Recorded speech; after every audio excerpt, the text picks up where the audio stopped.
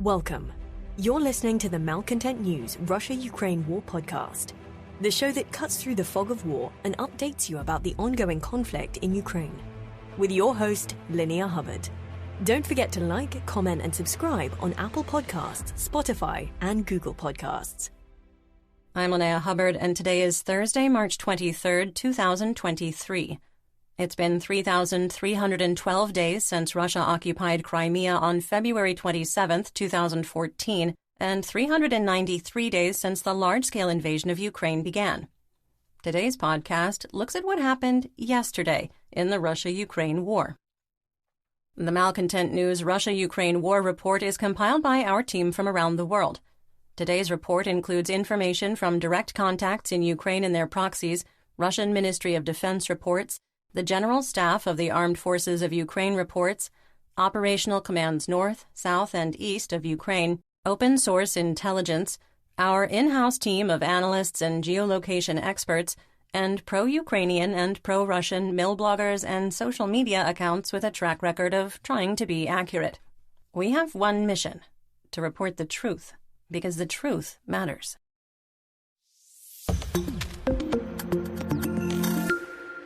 Let's start with our assessment of the current status of the war. First, we maintain that Russian combat potential is fading across the entire theater of war, and the Russian Federation armed forces are combat ineffective. Second, we assess that the Ukrainian defense of Bakhmut remains in a critical state and is fluid, but defensive lines have been stabilized. Third, we maintain that short of using chemical, biological, radiological, or nuclear, that's CBRN, weapons, the Russian military will continue doing everything possible to capture Bakhmut, regardless of the cost. Fourth, we maintain that Russian forces are experiencing a perceived shortage of non-precision artillery munitions theater-wide. Fifth, we maintain that there is a risk of a nuclear accident due to the de-energization of Ukraine's electrical grid as long as the Russian Ministry of Defense, or MOD, continues to target Ukraine's power industry. Sixth, we maintain that the Russian MOD is actively working to eliminate the influence of private military company, or PMC, Wagner Group and its leader Yevgeny Prigozhin, both on and off the battlefield. Seventh, we maintain the Kremlin is actively attempting to topple the legitimate government of Moldova.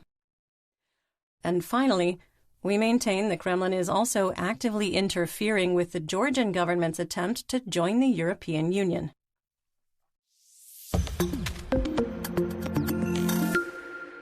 One year ago yesterday, on March 23, 2022, residents of Kyiv were put under a 3-day curfew as Ukraine launched counteroffensives north, northwest, and east of the city.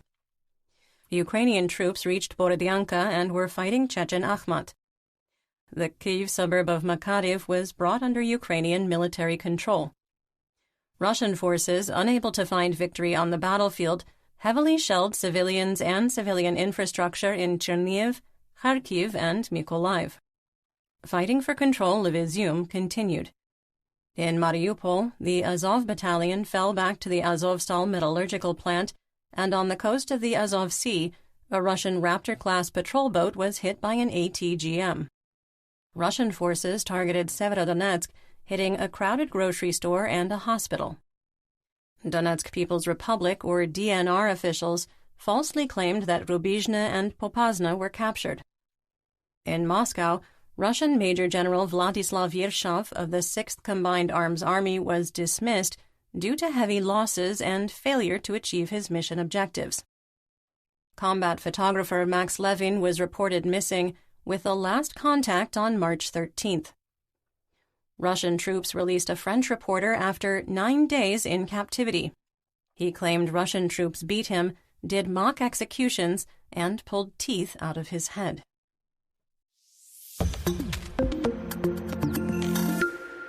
Let's get some regional updates, starting with the Donbas region in Luhansk. In the Svatova operational area, Russian attacks on Novoselivsk ended. Russian forces shelled the village instead. In the Kremina operational area, the situation remains unchanged. The General Staff of the Armed Forces of Ukraine, or GSAFU, and Russian mercenary mill blogger Wargonzo reported fighting near Makiivka with no change to the situation. Positional battles continue from Ploshanka to Zhitlivka, with heavier fighting reported in the forested areas west of Kremina. The GSAFU reported fighting near Dibrova, while the Russian MOD reported Ukrainian positions near Dibrova and Kuzmine were shelled. Russian forces attacked Bilohorivka, the one in Luhansk, throughout the day and were unsuccessful.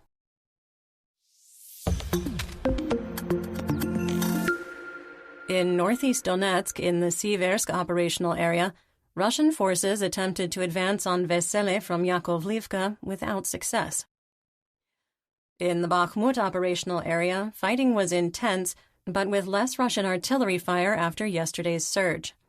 Russian losses are described as extremely heavy, with Russian mill bloggers celebrating gains of 10 to 50 meters in some locations as a great military success. The intensity of fighting for control of Orikhovo-Vasilivka decreased, with PMC Wagner focusing more on the southern flank. Russian forces also tried to advance west toward Kryurivka without success. Wagner mercenaries used battalion-sized formations to attack Bohdanivka and Khromova and reportedly suffered losses in the hundreds. We recorded a 50-meter Russian gain north of Bohdanivka and adjusted the map. A geolocated video showed that the T-506 highway ground line of communication, called a GLOC, that's a supply line, was still open and the bridge intact. The number of destroyed vehicles had increased. There was intense fighting in Bakhmut, with advances measured in meters and control of houses and buildings changing up to 4 times a day. There was a report that Ukrainian DRG units are operating on the east bank of the Bakhmutovka River and have turned a 300-meter-wide strip into a no-man's land. Some of the heaviest fighting in Ukraine centered around a 5-story apartment building complex on the southern side of Korsunskoho Street. Despite the announced media blackout, reporters with AFP recorded a Grad rocket attack fired by multiple launch rocket systems in Bakhmut. Fighting continued near Ivanivske with no change in the situation. Ukrainian President Volodymyr Zelensky visited with troops in Kostiantynivka, where he was presented with a battle flag.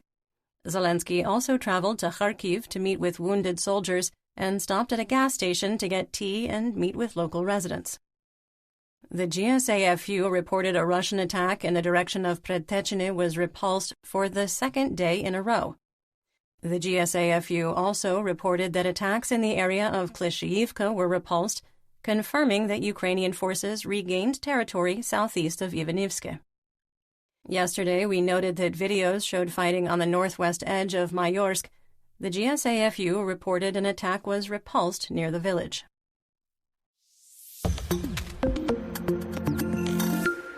In southwest Donetsk, the 1st Army Corps of the Donetsk People's Republic, or DNR, continued somewhat disorganized attacks of large formations of ill-trained and unmotivated Mobiks with insufficient armor and artillery support. Perhaps unsurprisingly, attacks in the areas of Novokalinove, Novobakhmutivka, Krasnohorivka, Stepova, and Berdichi were unsuccessful. To the south of Avdiivka, Russian forces made large attacks but with dwindling combat power due to a lack of munitions, heavy weapons, and armor support. Russian DRG units were pushed back from Lastochkine by Ukrainian forces. One Russian mill blogger reported the Slavic Brigade suffered heavy losses in today's fighting, and Russian troops continued their unsuccessful attempts to advance on Avdiivka from Opitne. There were also attacks on Sieverne and Pervomaiske, which were also repulsed. Closer to Vodiana, Russian forces attempted to retake some of the high ground north of the village, suffered heavy losses, and returned to their defensive lines. In the Marinka operational area, fighting restarted for control of the city's ruins and the Pobeda pig farm with no change in the situation. In Russian-occupied Mariupol, many people in the city don't have reliable electrical power, water, sewer, or heat, but DNR officials had the resources to repair the fountain outside of the destroyed drama theater to enhance the Potemkin village. because priorities. You're listening to the Malcontent News Russia-Ukraine War podcast. Our team of journalists, researchers, and analysts is funded by readers, listeners, and viewers just like you. To support independent journalism, please consider becoming a patron. You can find us on patreon.com at Malcontent News. Moving on to Zaporizhia. In Zaporizhia, a 9-story apartment building was struck by 2 Russian Tornado S rockets fired by Multiple Launch Rocket Systems, or MLRS. Russian forces launched a so-called double-tap attack, with a second missile striking minutes later to maximize casualties. The attack wounded 34, including 3 children, and left 29 people hospitalized. 6 more were recovered from the rubble during search and rescue operations, with 1 dying at the hospital. The International Atomic Energy Agency, or IAEA, provided an update on the Zaporizhia nuclear power plant.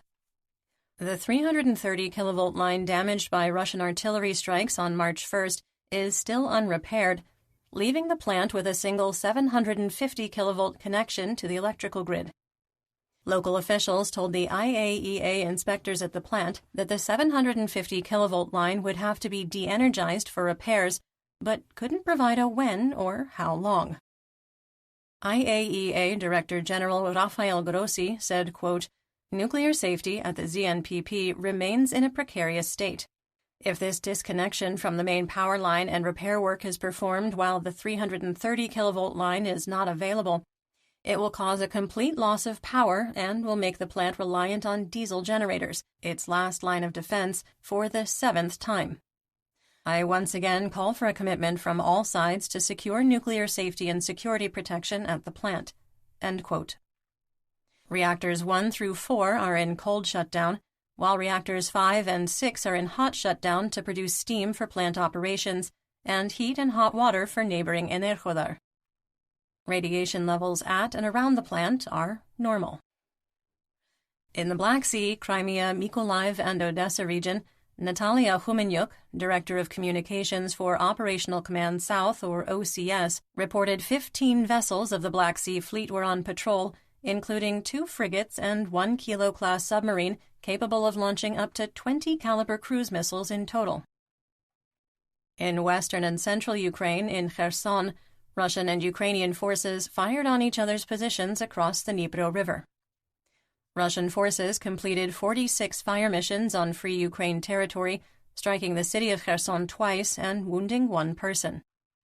At the Novokakhovka Dam, Russian occupiers stemmed the flow of water through the damaged floodgate, enabling the Kakhovka Reservoir to start to refill. Iranian-sourced Shahed-136 kamikaze drones launched in the early morning hours damaged critical electrical infrastructure in Zhytomyr Oblast. The impact was unclear, as the region was already experiencing significant power outages. In north and northeast Ukraine, at the Zhishchiv Vocational College of Construction and Economics in Zhishchiv, which was struck by up to 3 Shahed-136 kamikaze drones in the morning, the death toll climbed to 8, with 7 more injured and 1 still missing. On the Russian front in Kursk, the sound and flash of an explosion were caught on security cameras. No damage was reported, and the source was unclear.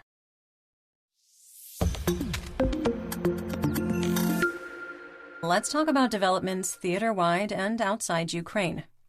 Colonel Yuri Ikhnat, the spokesperson of the Air Force of the Armed Forces of Ukraine, gave a stern warning to administrators of Telegram channels who are violating OPSEC, or operational security, in the name of clout. Some channels are reporting on the progress of drones and missiles in real time, inadvertently or intentionally providing information to the Russian MOD on Ukrainian air defense capabilities and locations. In some cases, screenshots of air defense systems displays have been shared. Ikhnat said, quote, "The enemy takes this information into account when planning the next missile attack. He also is informed that in the near future, serious decisions may be made and even criminal cases may be opened."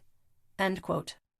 Colonel Ichnat also denied a report in the French newspaper Le Figaro that Ukrainian pilots are being trained to fly French Mirage 2000 fighter aircraft.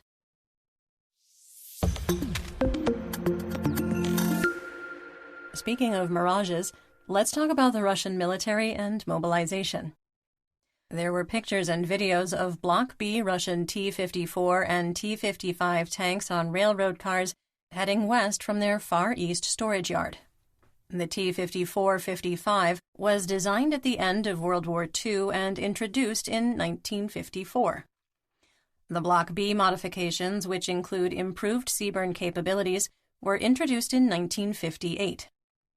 Some did not take it very well that the Russian MOD was digging into its post-World War II stockpile of tanks. PMC Wagner channel Grey Zone wrote, quote, "It is possible that the T-54-55 will undergo some modernization following the example of the T-62M and acquire the coveted postscript, the T-54 of the 2023 model, which will certainly be better than nothing. But in general, the tendency to diversify equipment in an auxiliary way, to put it mildly, is a little depressing." End quote. Quick sidebar. Remember, the enhanced so-called Don't Say War law is forcing mill bloggers to soften their language. The two Russian Su-27 pilots who didn't shoot down, harass, strike, dump fuel on, or come close to an American MQ-9 Reaper drone, according to the Russian Federation, were awarded medals by Russian Minister of Defense Sergei Shoigu for attacking and destroying the MQ-9 Reaper drone. They didn't attack it, it crashed on its own due to pilot error, after they shot it down in glorious battle. Okay, they didn't shoot it down. They slammed into it, but they are heroes. The pilots that fought the most courageous aerial battle of the last 10 years are Major Serhiy Popov and Major Vasily Vavilov. Quick sidebar. Is Rough and Tough Russia handing out participation trophies?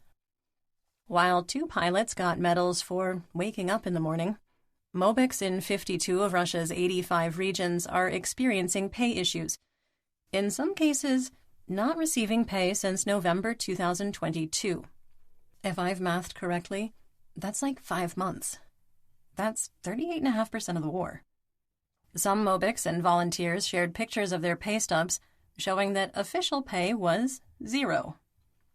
Relatives have been reporting what we assessed with the Mobic videos, you know, the ones where they're complaining that they're being transferred to the DNR and forced to turn in their RMOD military IDs. The Russian Unified Settlement Center told one spouse that her husband had been fired from one unit and not transferred to another. She told reporters, quote, "The whole company is listed as dismissed but not enlisted in another company.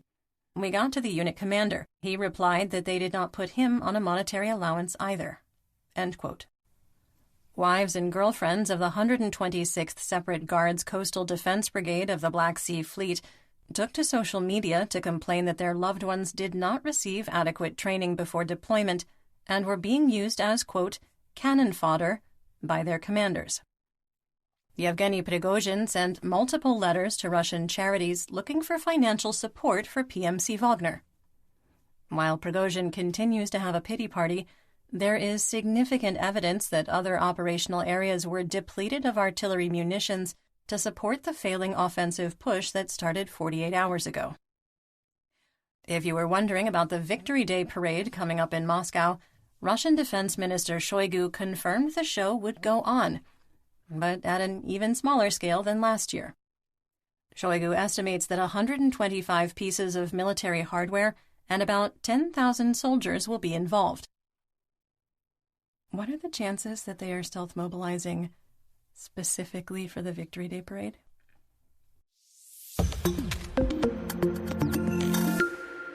In our War Crimes and Human Rights segment, we continue yesterday's report on kidnapped Ukrainian children. 17 more children who were deported to Russia have been repatriated. The children are from Kherson and Kharkiv. During the occupation, they were moved further into the occupied territories or to the territory of Russia under the promise they were only going to summer camp. But after the deoccupation, the Russians refused to organize the return of the children, and the parents were told they would have to solve the problem on their own. So far, only 335 kidnapped children have been returned to Ukraine. As we were recording the episode today, it was announced that 2 more children were returned to their parents, bringing the total up to 337 kidnapped children who have been returned to Ukraine. And that's what we know. Join me again tomorrow for more updates. Until then, stay safe, everyone. You've been listening to the Malcontent News Russia-Ukraine War podcast. To help keep us independent, please consider providing financial support by becoming a patron. Want on-demand news in your hand? Download the Google News app and make Malcontent News one of your favorites to receive breaking news updates. Thank you for listening.